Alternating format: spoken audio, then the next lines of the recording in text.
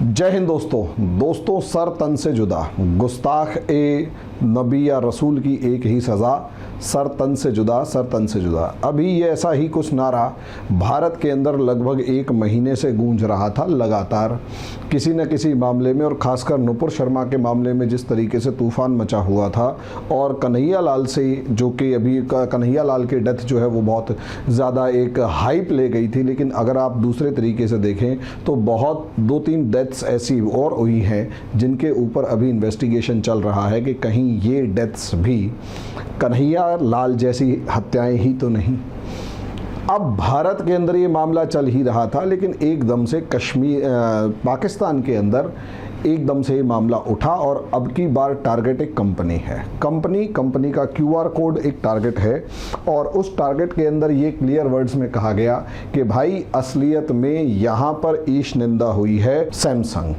एकदम से प्रोटेस्ट मार्च शुरू हो गए, पीछे स्क्रीन पर आप देख रहे होंगे, तोड़फोड़ शुरू हो गई, जहां पर भी सैमसंग के बोर्ड, बिल्स, होर्डिंग्स, जहां पे भी शोरूम्स, जो कुछ भी दिखाई दिया वहीं पर तोड़फोड़ शुरू हो गई। और धीरे से ही लेकिन नारे यहां पर भी सुनाई दे रहे हैं, सर तन से जुदा, सर तन से जुदा।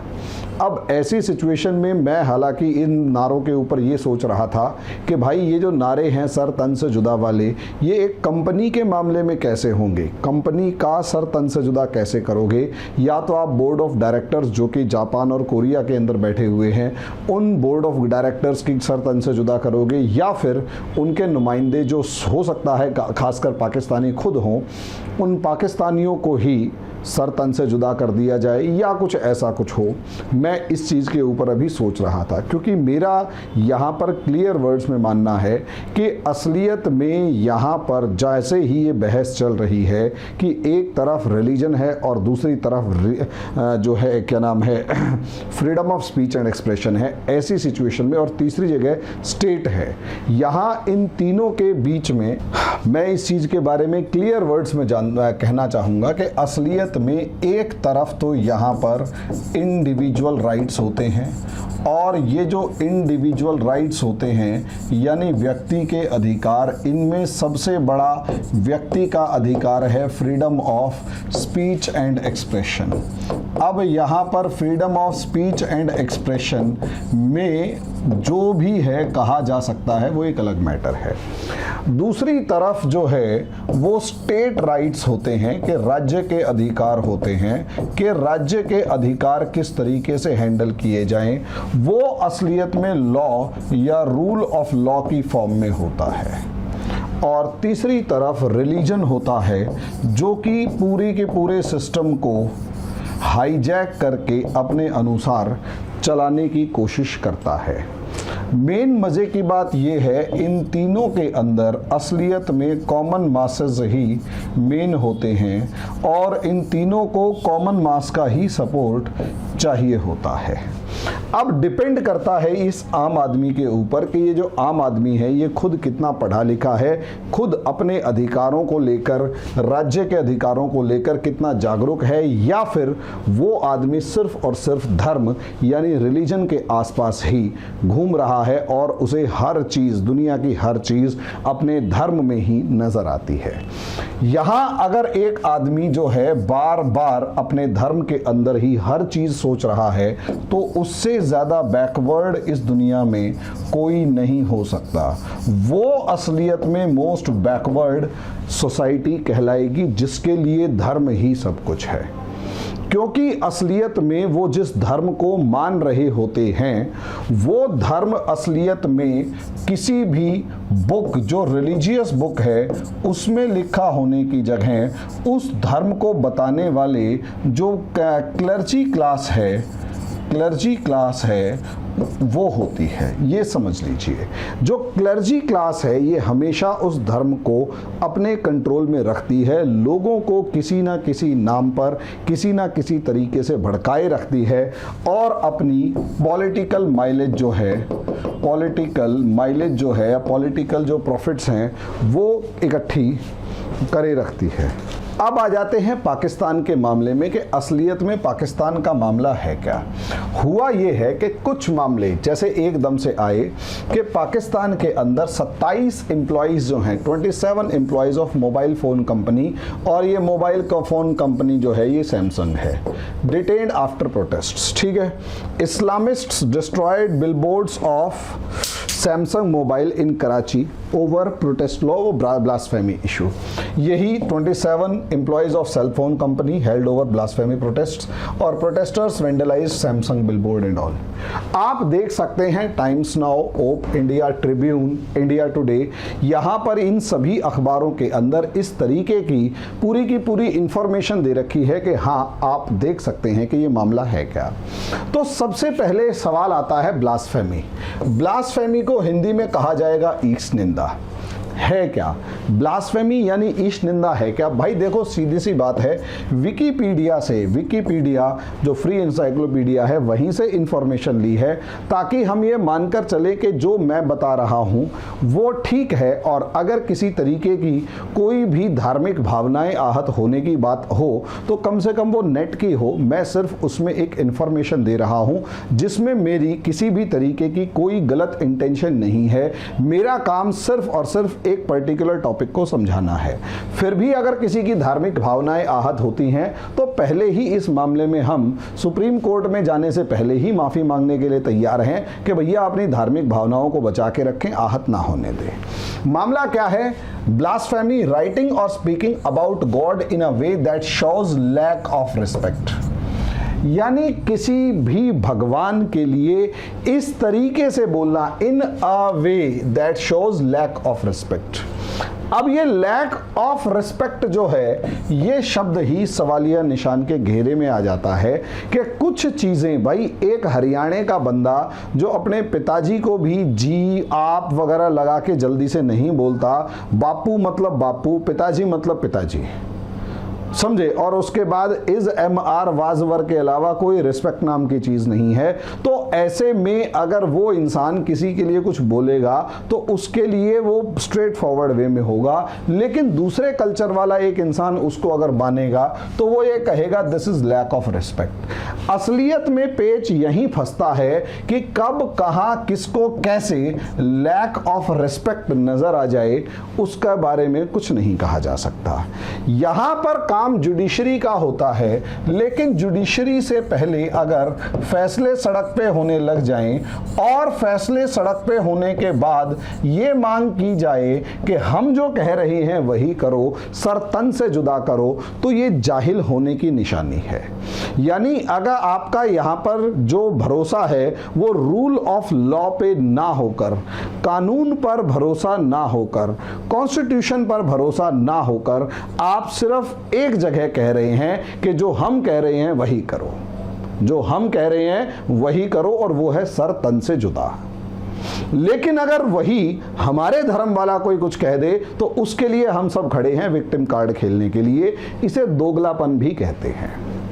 अब सवाल अगला आ जाता है कि ब्लास्फेमी यहां पर असलियत में है क्या? डिफाइंड इन सम रिलीजन्स और रिलीजन बेस्ड लॉज, कुछ धर्मों में और कुछ धर्म आधारित कानूनों में इसे माना गया है insult that shows contempt, disrespect, lack of reverence concerning a deity, an object considered sacred or something considered inviolable, यानी ऐसा कुछ भी जो धर्म से रिलेटेड है, धर्म की इच्छाओं से रिलेटेड है, धर्म के सम्मान से रिलेटेड है, उस सब को ब्लास्फेमी के अंदर काउंट किया जाएगा। अब सम रिलीजन्स जो हैं, कुछ रिलीजन्स ब्लास्फेमी को रिलीजियस क्राइम मानते हैं, और खासकर कुछ धार्मिक रिलीजन्स जैसे हिंदुइज्म, बुद्धिज्म, जैनिज्म, उसमें ब्लास्फेमी का कोई कंसेप्ट है ही नहीं, तो यहां पनिशमेंट भी नहीं है। यानी असलियत में जो कुछ जाहिल अनपढ़ गवार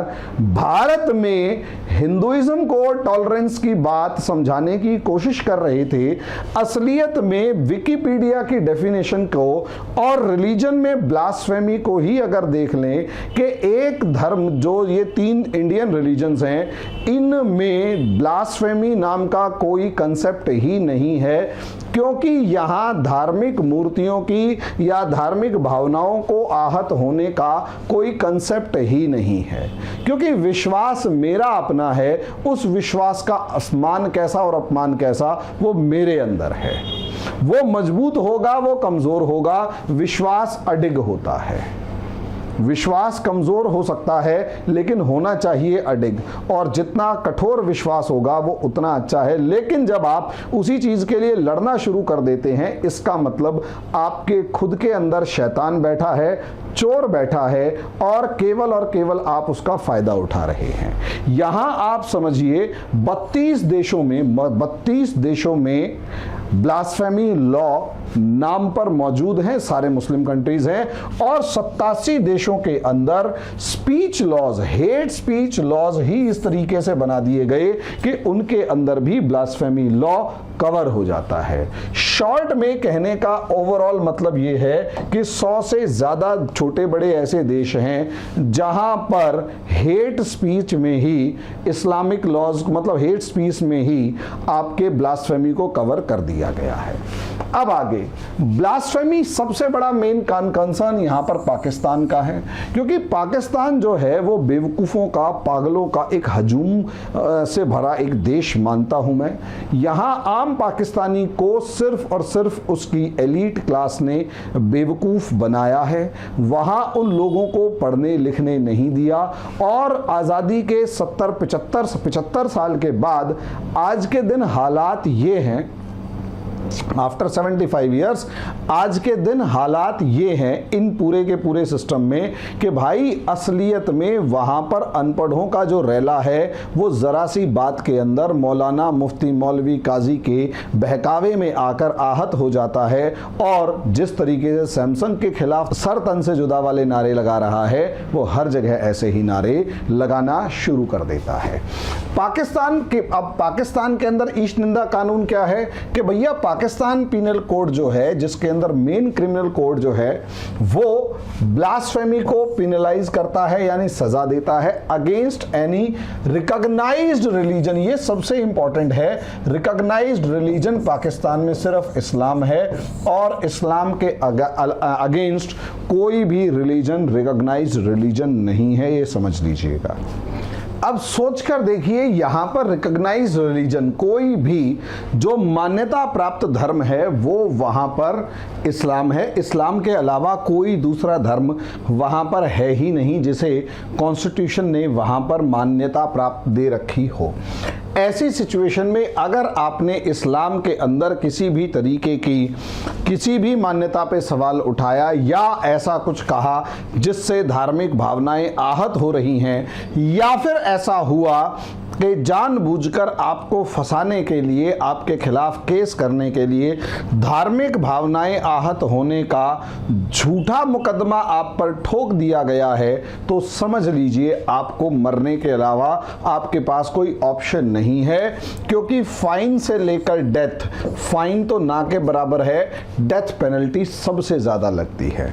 यहां अगर आप देखेंगे तो United states commission on international religious freedom, ये जो है यहाँ पर यूनाइटेड स्टेट्स का जो इंटरनेशनल रिलीजियस फ्रीडम का जो कमीशन है वो बता रहा है कि 80 से ज़्यादा पीपल, 80 के करीब लोग जो हैं वो ब्लास्फेमी चार्जेस को झेल रहे हैं और जो उम्र कैद या डेथ पेनल्टी की सज़ा में हैं। और मजे की बात यह है कि 1967 से 2014 के बीच में 1300 के करीब लोग ऐसे थे जिन पर ब्लास्फेमी यानी ईश निंदा कानून लगा या ईश निंदा के आरोप लगे, जिसके अंदर मुस्लिम्स जो हैं उनके ऊपर भी ये आरोप लगे। और मजे की बात यह है, कौन से मुस्लिम्स, मान लिया अगर आप इसे मोटे तौर पर और ज्यादा देखेंगे तो यहां पर शिया मुस्लिम्स के ऊपर और ज्यादा आरोप लगते हैं, अभी दिखाई दे जाएगा। Many peoples accused of blasphemy have been murdered before their trials were over। ये सबसे मेन बात है कि एक देश में जाहिलों का रैला किस तरीके से है, और उन जाहिलों जैसे दो जाहिल हमारे देश में भी मौजूद थे जिन्होंने कन्हैया लाल की हत्या करी। अब आप सोचकर देखिए, many peoples accused of blasphemy have been murdered before their trial was over. यही तो नुपुर शर्मा कह रही हैं कि भैया जिस तरीके से एक मामला है उस पर गलती के ऊपर माफ़ी मांग ली गई है, और मैं बार बार अगर कानून के मामले में भुगतते घूमूंगी तो बीच रास्ते में मुझ पर कौन हमला कर दे पता ही नहीं, समझे। तो ये क्यों? क्योंकि असलियत में ग्रुप्स जो मस्जिदों से सपोर्ट पाने वाले जो ग्रुप्स हैं वो यहाँ पर उनके ट्रायल से पहले ही उनको ख़त्म कर देते हैं। यानी ये पता करने की ज़रूरत ही नहीं है कि उसने ईश निंदा की या नहीं करी, सिद्ध हुआ या नहीं हुआ ये भी देखने की जरूरत नहीं है। सीधा अगर किसी पर आरोप मात्र है, चाहे वो झूठा आरोप है चाहे वो सच्चा है, झूठा भी है तो भी उसे मार डालो। ये जो है ये सवालिया निशान है कि क्या वो आरोप झूठा है। कन्हैया लाल मर्डर केस में आप खुद सोच कर देखिए, कन्हैया लाल ने किसी तरीके का कोई समर्थन नहीं किया, उसने किसी तरीके की कोई ब्लास्फेमी या ईश निंदा नहीं करी, उसने सिर्फ नुपुर शर्मा को समर्थन दिया था कि नुपुर शर्मा हम तुम्हारे साथ हैं। ये बिल्कुल ऐसा ही है जैसे छोटे अकबरुद्दीन ओवैसी के साथ एक बड़ा हजूम है। वो अकबरुद्दीन ओवैसी जिसने हमारे भगवान राम शिव और मतलब भगवान राम सीता लक्ष्मण उनका अपमान किया, एक बड़ा हजूम उनके साथ है। यानी अगर कन्हैया लाल को समर्थन देने के नाम पर कन्हैया लाल को द्वारा नुपुर शर्मा को समर्थन देने के नाम पर अगर उसकी हत्या की जा सकती है, तो ओवैसी की पार्टी के कार्यकर्ताओं की हत्या करना क्यों ना जायज हो, अगर कन्हैया की हत्या को नुपुर शर्मा के मामले में सही माना जाता है तो फिर तो ढूंढ ढूंढ के मारना चाहिए AIMIM के कार्यकर्ताओं को।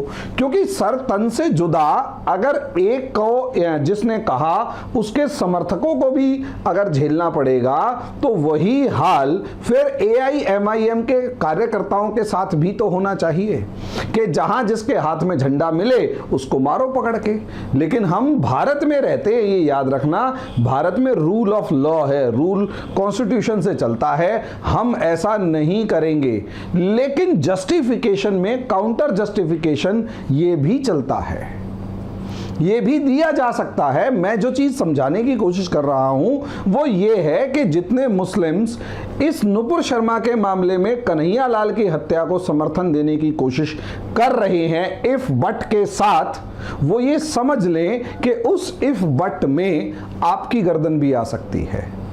और कोई बड़ी बात नहीं है कि चलते फिरते अब एक दूसरे को मारना काटना शुरू कर दें, और मेरे जैसे लोग भी जो कि वीडियो बना रहे हैं वो अपने साथ या अपने आसपास किसी मुस्लिम को देखते हुए कतराएं और थोड़ा दूर हटें। इससे दोनों पक्षों को नुकसान है। मुझे टैलेंट नहीं मिलेगा और आप हो सकता है मैं अगर 50 बंदों को नौकरी दे पा रहा हूं तो आप में से बहुत से लोग केवल इसलिए रिजेक्ट हो जाए क्योंकि मुझे एक डर रहेगा कि मेरी कौन सी बात पर कौन आहत हो जाए, और मेरे जैसे ऐसे बहुत सारे मिल सकते हैं। यहां से सिस्टम और सोसाइटी दोनों का नुकसान होता है।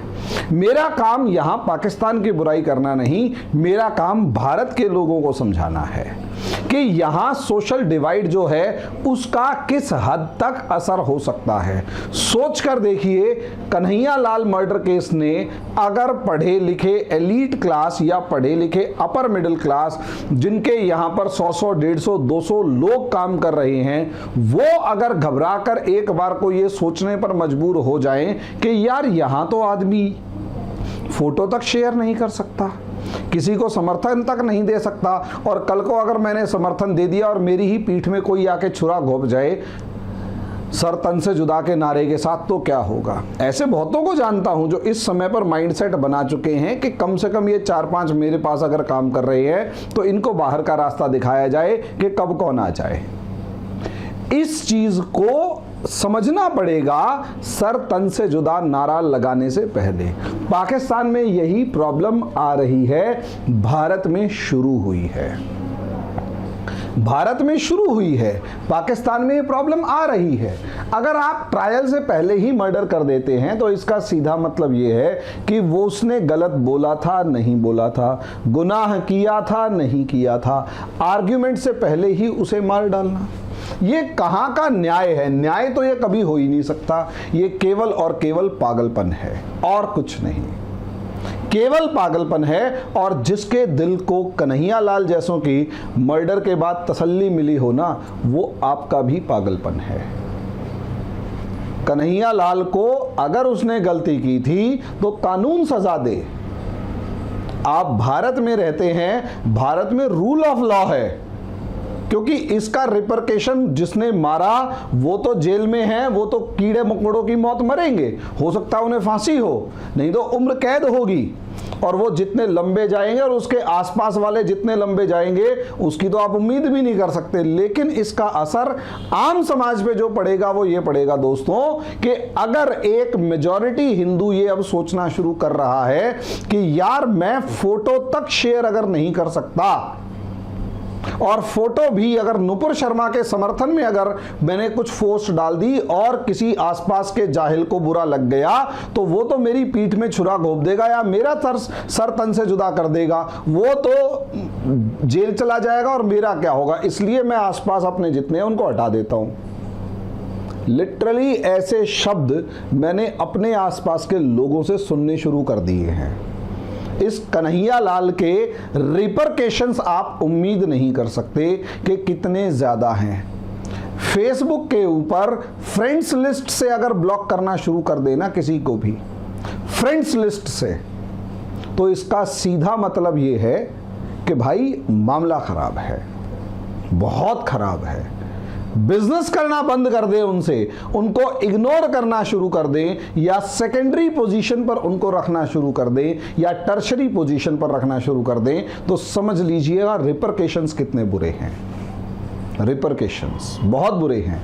यहां पाकिस्तान के अंदर यही हो रहा है कि रजिस्टर्ड बहुत सारे जो हैं ब्लास्फेमी में, बहुत सारे ऐसे हैं जो नॉन मुस्लिम्स को भी हैरेस कर रहे थे, उनके ऊपर भी मुकदमे हैं, ये आप पढ़ेंगे।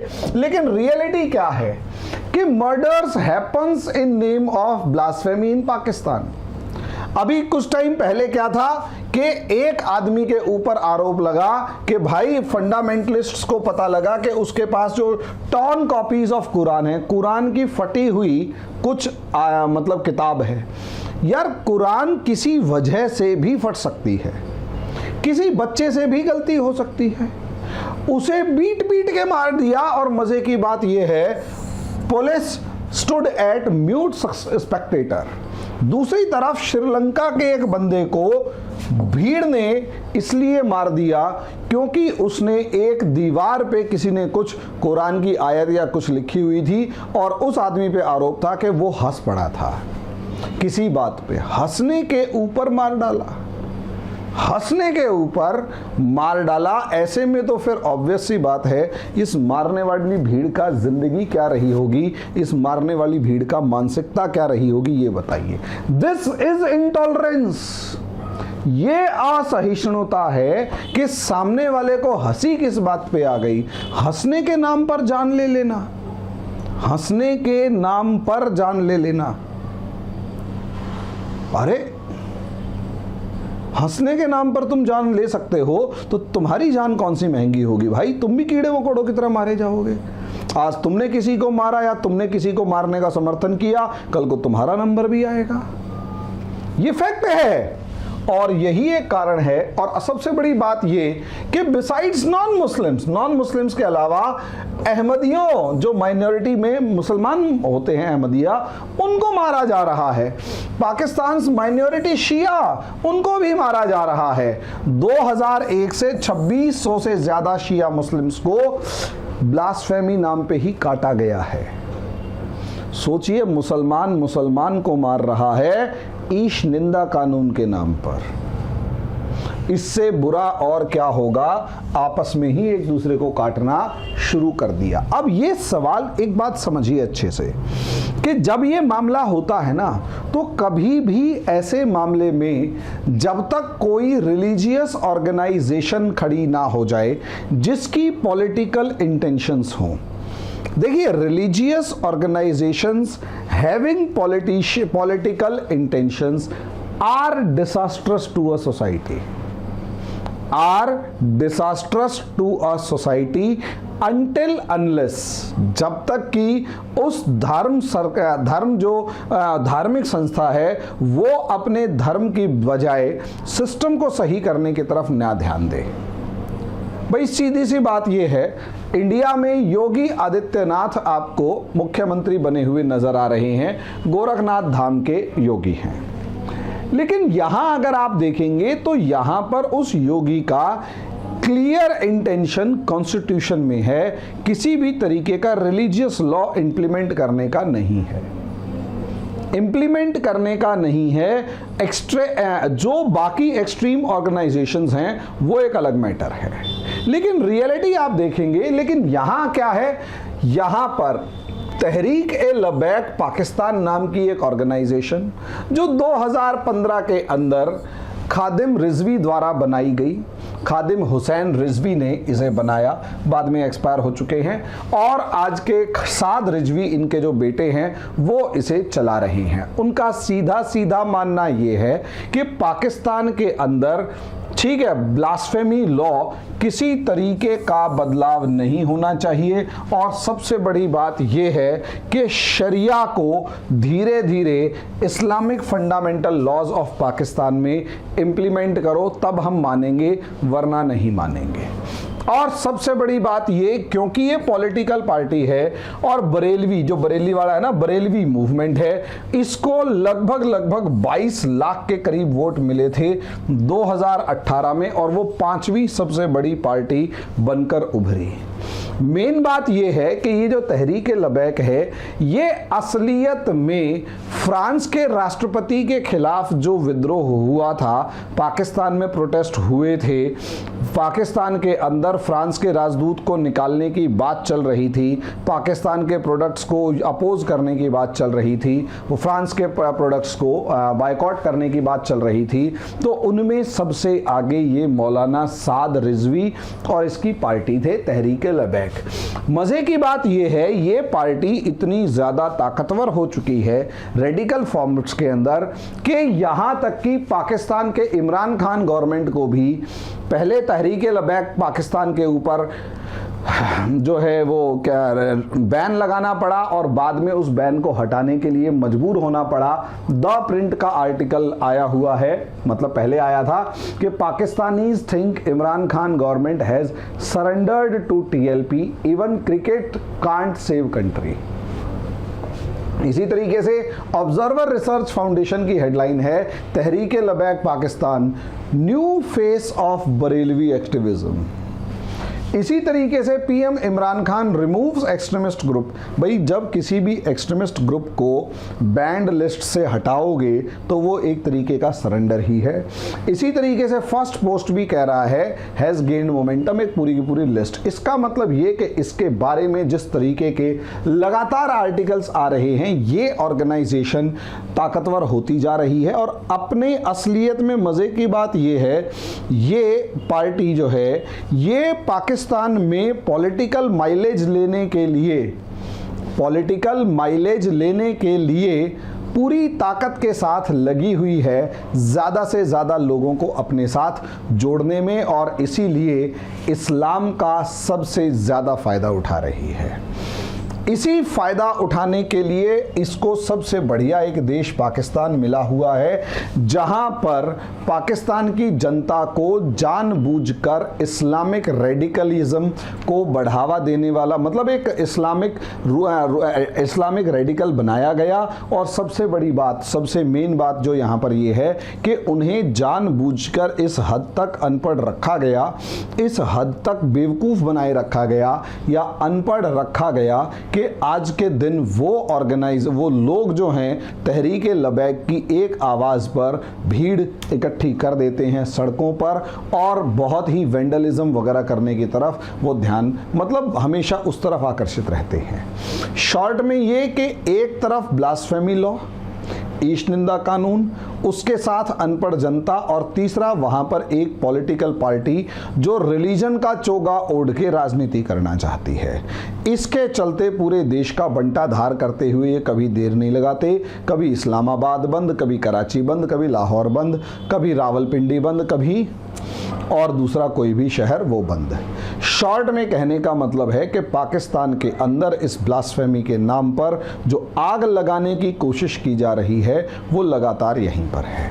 एक चीज़ और दोस्तों कि यहाँ पर पॉसिबिलिटी मुझे पता नहीं क्यों ऐसे लग रही है कि पिछले लगभग कुछ दिनों से जिस तरीके से भारत के अंदर जो ब्लास्फेमी और सारे मामलों में पाकिस्तान का नाम उछल रहा था, मुझे ऐसा लगता है कि हो सकता है पॉसिबिलिटी कि एक दूसरे के साथ जो मार्क्स हैं वो इक्वल करने के लिए भी ऐसा कुछ गेम खेला जा रहा हो। अगर ऐसा है तो मेरे हिसाब से ये ऐसा पॉसिबिलिटी ना के बराबर है, क्योंकि भारत ऐसे कोई गलत काम करता नहीं है और अगर ये कर रहा है तो कम से कम मैं इस मामले में कहूँगा कि पाकिस्तान को टिट फॉर टैट के मामले में जवाब दिया जा सकता है। तो बाकी दोस्तों आगे क्या होगा वो वक्त बताएगा। आपको ये मेरे वीडियो कैसा लगा, इसके ऊपर एनालिसिस कैसा लगा और जो हम भारत के मामले में चर्चा कर रहे हैं वो आपको कैसा लगा, इसके ऊपर प्लीज़ आप कमेंट बॉक्स में ज़रूर लिख के बताएं। अभी के लिए इतना ही, धन्यवाद।